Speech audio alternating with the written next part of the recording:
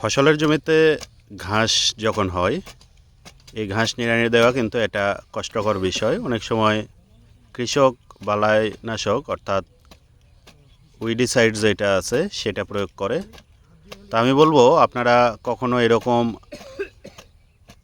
ঘাস নিয়ন্ত্রণের জন্য ওষুধ ব্যবহার না করে, আগাছানাশক ব্যবহার না করে আপনি কিন্তু এই যে কোদাল দিয়ে এরকম খুব সুন্দরভাবে খুব অল্প খরচে কিন্তু আপনি নিড়ানিটা দিতে পারেন।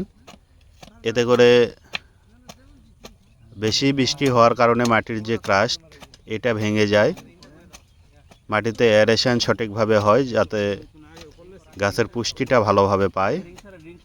ঠিক একই রকমভাবে এই ঘাসগুলো মাটির সাথে মিশে গিয়ে মাটিতে কিন্তু জৈব সার তৈরি করে। তো এই অল্প খরচে আপনি এভাবে যদি মাটির আগাছাগুলোকে নিয়ন্ত্রণ করেন, তাহলে একদিকে যেমন আপনার অর্থ সাশ্রয় হবে, অন্যদিকে জমিতে জৈব সার যুক্ত হবে এবং পরিবেশ দূষণের হাত থেকে রক্ষা পাবে।